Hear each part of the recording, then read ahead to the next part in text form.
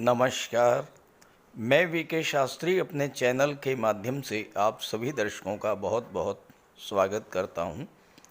जुलाई, अगस्त, सितंबर 2024 ये 11 घटनाएं तो घटित होकर ही रहेंगी। जी हाँ, आज के वीडियो में हम बात करेंगे उन 11 घटनाओं के बारे में जो जून, जुलाई, अगस्त, सितंबर में घटित होकर ही रहेंगे। हमारे जीवन में कोई भी घटना तभी घटित होती है जब उस घटना से संबंधित योग हमारी गोचर कुंडली में बनता है। आप नौकरी के लिए प्रयासरत हैं, लेकिन नौकरी तभी मिलेगी जब ग्रह का गोचर नौकरी का योग बनाएंगे। साथ ही साथ नौकरी का योग बनाने वाले ग्रह आपकी जन्म कुंडली में भी मजबूत स्थिति में होंगे। आप विवाह के इच्छुक हैं, संतान प्राप्ति की इच्छा है, लेकिन विवाह की इच्छा तभी पूरी होगी, संतान प्राप्ति की इच्छा तभी पूरी होगी जब गोचर में ग्रह उस तरह का योग बनाएंगे और साथ ही आपके जीवन में किस ग्रह की महादशा, अंतर्दशा या प्रत्यंतर दशा गतिमान है, इस पर भी बनने वाले योगों का लाभ निर्भर करता है।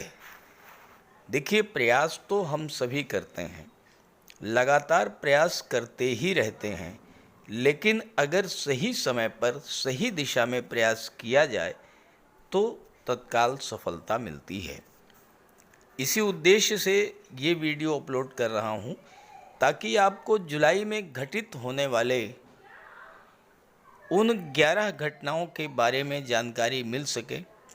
वो घटनाएं कब घटित होंगी उस समय की जानकारी मिल सके, ताकि आप सही समय पर सही दिशा में प्रयास करें, पूरा लाभ ले पाएँ। साथ ही मैं इस वीडियो में ये भी बताऊंगा कि कौन सा वो कालखंड होगा जब आपको विशेष सावधानी भी बरतनी होगी। ये विश्लेषण आपकी चंद्र राशि के आधार पर किया जा रहा है और वीडियो के अंत में मैं आपको और चंद्रमा आपकी जन्म कुंडली में जिस राशि में गोचर कर रहे हैं वही आपकी चंद्र राशि होगी और उसी के आधार पर आपको इस वीडियो को समझना है। तो ये है मीन राशि के जातकों की कुंडली। मीन राशि के स्वामी हैं देवगुरु बृहस्पति, और देवगुरु बृहस्पति जुलाई, अगस्त और सितंबर तीनों ही महीनों में कुंडली के पराक्रम भाव में वृषभ राशि में गोचर करेंगे। शनिदेव का गोचर कुंडली के 12वें भाव में है और मीन राशि के जातकों के जीवन में साढ़े साती का प्रथम चरण गतिमान है। एक अच्छी बात यह है कि जुलाई, अगस्त और सितंबर तीनों ही माह में शनि वक्री रहेंगे। वक्री होने का प्रभाव ये होगा कि साढ़े साती से जो कष्ट आपको मिल रहे थे उन कष्टों में कमी आएगी। शनि वक्री अवस्था में एकादश भाव, लाभ के भाव का भी फल आपको प्रदान करेंगे और शनि जुलाई, अगस्त, सितंबर में 12वें भाव में ही गोचर करेंगे। राहु लग्न में है और केतु सप्तम भाव में। ये चारों ग्रह राशि परिवर्तन नहीं करेंगे। अब बात करें ग्रहों के राजा सूर्यदेव की, तो सूर्यदेव आपकी कुंडली में मिथुन राशि में चौथे भाव में 16 जुलाई तक गोचर करेंगे।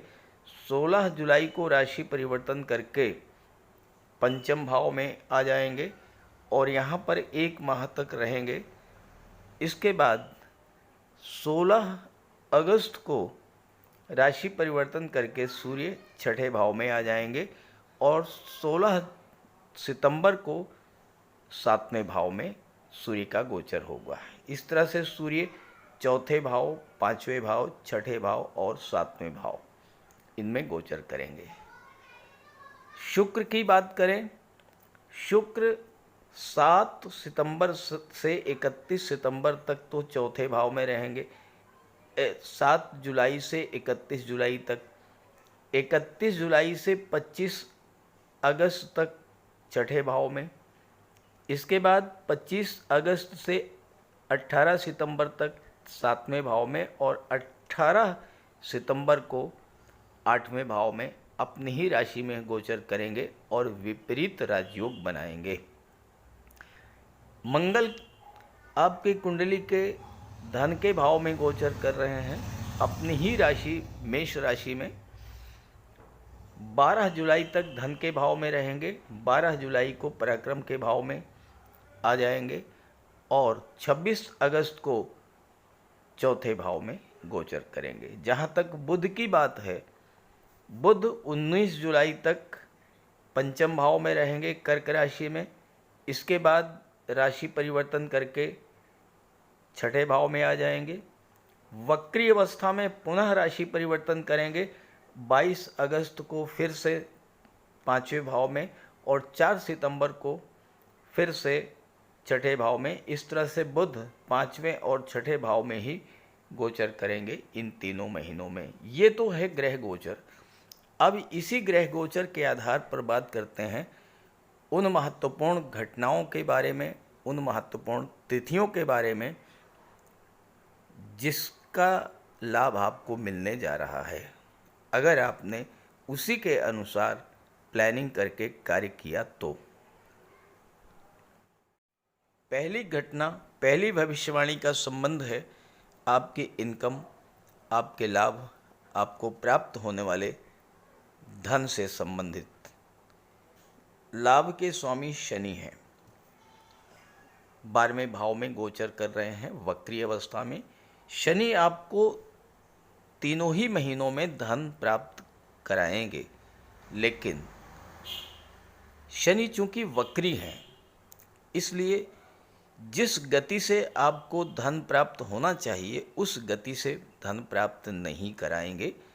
धन प्राप्ति की गति थोड़ी धीमी होगी, लेकिन इसको पूरा करेंगे धन भाव के स्वामी मंगल। मंगल 12 जुलाई तक धन के भाव में रहेंगे अपनी ही राशि मेष राशि में और यहाँ पर मंगल आपको न केवल धन का लाभ कराएंगे, मंगल आपको गुप्त धन का भी लाभ करा देंगे। मंगल 8वें भाव पर दृष्टि डालेंगे और 12 जुलाई तक आपको वो पैसा मिल सकता है जो पैसा आपको कहीं डूब गया हो। अचानक से धन लाभ का भी योग बनेगा। हालांकि मंगल 12वें भाव दूसरे भाव में हैं और मंगल की दृष्टि पंचम भाव पर पड़ेगी, तो 12 जुलाई का जो गोचर काल है मंगल का, इस गोचर काल में गर्भवती माताओं को विशेष सावधानी भी बरतनी पड़ेगी। दूसरी और तीसरी भविष्यवाणी का संबंध आपके कैरियर और आपके भाग्य के संबंध में है। बड़ा महत्वपूर्ण गोचर है गुरु और मंगल का। देखिए, भाग्य के स्वामी मंगल, कर्म के स्वामी गुरु दोनों एक साथ गोचर करेंगे 12 जुलाई से लेकर के 26 अगस्त तक। बहुत महत्वपूर्ण समय रहेगा आपके कैरियर के लिए, आपके भाग्य के लिए, क्योंकि मंगल भाग्य पर भी दृष्टि डालेंगे और मंगल कर्म भाव पर भी दृष्टि डालेंगे और कर्म के स्वामी गुरु हैं। गुरु के साथ मंगल की युति बनी है और किस भाव में, पराक्रम के भाव में, जिस भाव में मंगल बहुत जबरदस्त लाभ देते हैं। तो यहाँ पर आपके करियर ग्रोथ के लिए समय बहुत अच्छा है। भाग्य का भरपूर साथ मिलेगा। जो भी कार्य आप करेंगे उस कार्य में सफलता मिलेगी। भाग्येश और कर्मेश जब एक साथ गोचर करेंगे तो फिर आपके कार्यों को गति मिलेगी, रुके हुए काम आपके पूरे होंगे। कोई भी नया कार्य व्यवसाय शुरू करेंगे सफलता मिलेगी। नई नौकरी के लिए समय योग अच्छा रहेगा और अपने कैरियर की ग्रोथ के लिए, खास करके अगर आप पद प्रतिष्ठा प्रमोशन चाहते हैं उसके लिए प्रयास करेंगे तो आपको सफलता मिलेगी। प्रमोशन चाहते हैं, ट्रांसफ़र चाहते हैं, दोनों के लिए ये समय बहुत अनुकूल रहेगा 12 जुलाई से 26 अगस्त तक। भूमि भवन प्रॉपर्टी की बात करें तो इसका विचार चौथे भाव से किया जाता है और चौथी घटना, चौथी भविष्यवाणी इसी से संबंध रखती है। प्रॉपर्टी के कारक मंगल हैं, निर्माण के कारक शनि हैं। शनि का चौथे भाव से संबंध नहीं बन रहा है, लेकिन मंगल का चौथे भाव से जबरदस्त संबंध बन रहा है।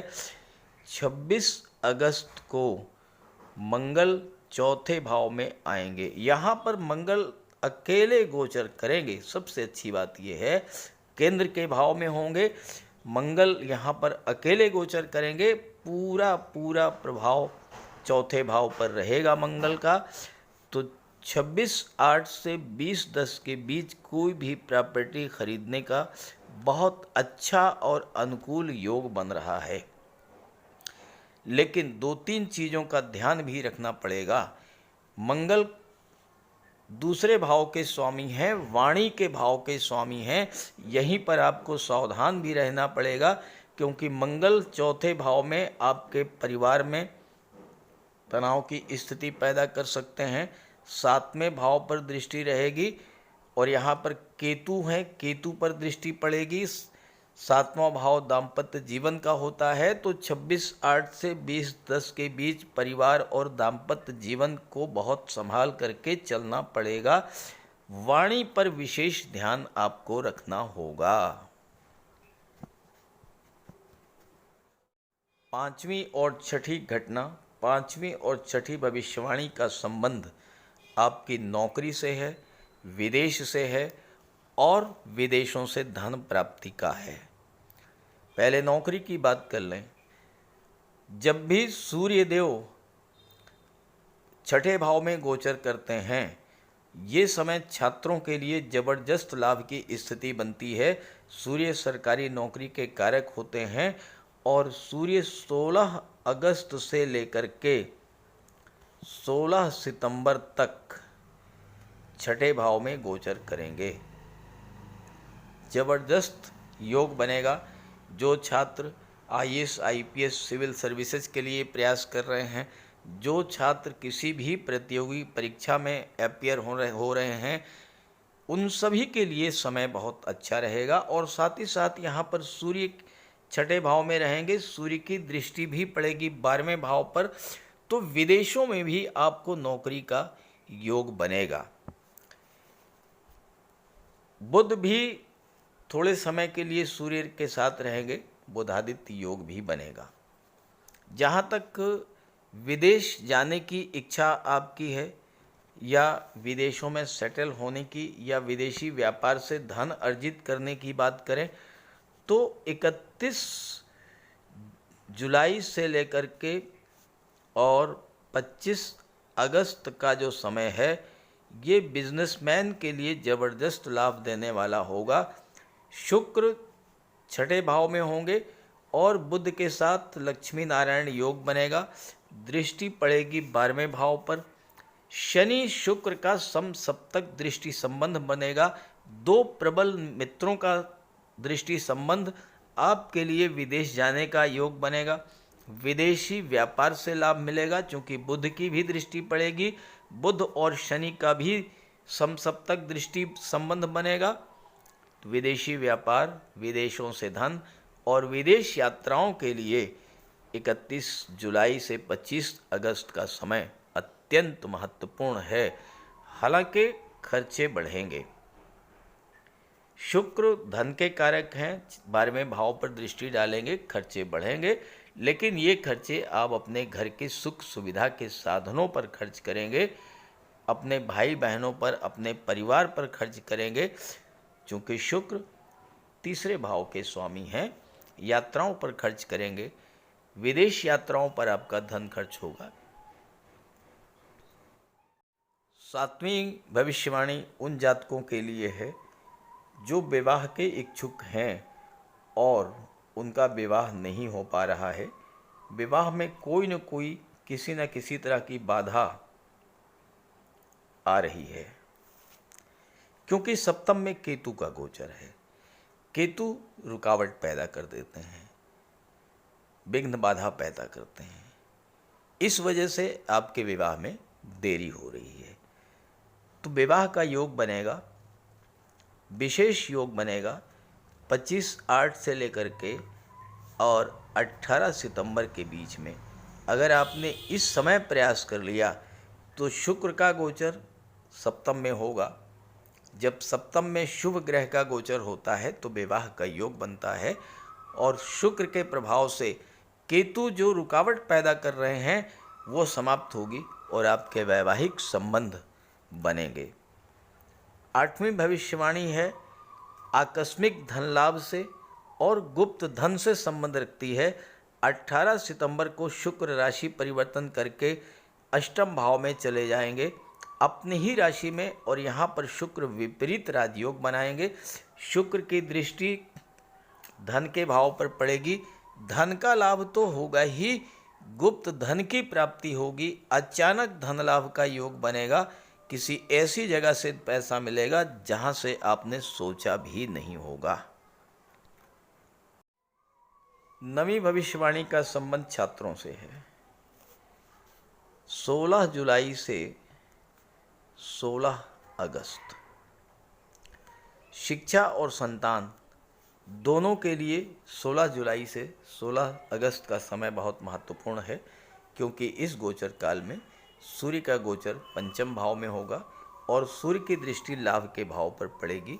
तो छात्रों को भी इससे लाभ मिलेगा, शिक्षा का लाभ मिलेगा, आपका ज्ञान बढ़ेगा। सूर्य आपके आत्मबल को, आत्मविश्वास को, कॉन्फिडेंस लेवल को हाई करेंगे, और जो भी प्रयास आप कर रहे हैं उसमें आपको सफलता मिलेगी। संतान प्राप्ति के लिए भी ये समय अत्यंत अनुकूल रहेगा, चूँकि सूर्य ग्रहों के राजा हैं, और सूर्य जब पंचम भाव में गोचर करेंगे, लाभ के भाव पर दृष्टि डालेंगे, तो संतान का लाभ भी होगा। 10वीं भविष्यवाणी है शनि से संबंध रखती है। शनि 12वें भाव में है, राहु लग्न के भाव में है। तो आपको तीनों ही महीने में स्वास्थ्य का तो विशेष ध्यान रखना ही पड़ेगा, क्योंकि शनि 12वें भाव में हालांकि वक्री हैं, लेकिन राहु जो हैं ये लग्न में हैं, तो आपको मानसिक रूप से भी परेशान कर सकते हैं।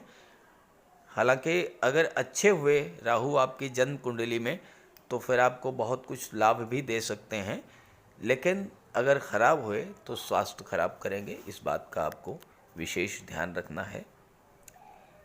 11वीं भविष्यवाणी का संबंध शेयर सट्टा लॉटरी से है।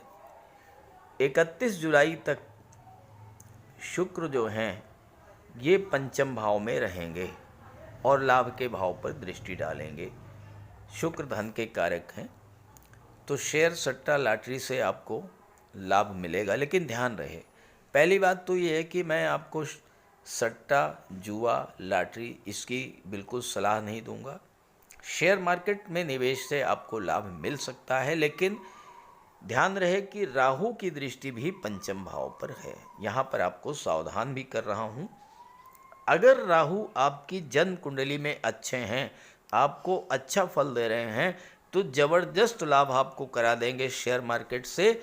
लेकिन ध्यान रहे, अगर राहु आपकी जन्म कुंडली में ख़राब हुए तो फिर आपको शेयर मार्केट से बहुत बड़ा नुकसान भी करा सकते हैं। इसलिए कोई भी निवेश जल्दबाजी में मत कीजिएगा, किसी के बहकावे में मत कीजिएगा, किसी के कहने पर निवेश मत कीजिएगा, बहुत बड़ा निवेश मत कीजिएगा। थोड़ा थोड़ा निवेश और लॉन्ग टर्म के लिए निवेश करेंगे तो आपको लाभ मिलेगा। तो इस तरह से मीन राशि के जातकों के लिए 11 घटनाओं से संबंधित डेट्स पर चर्चा हो गई है इस वीडियो में। आप इसी के अनुसार प्लानिंग करके देखिए, रिजल्ट बहुत अच्छे आएंगे। और ये जानकारी, ये वीडियो अपने साथियों मित्रों को भी शेयर कीजिएगा ताकि उन्हें भी लाभ मिले। नमस्कार।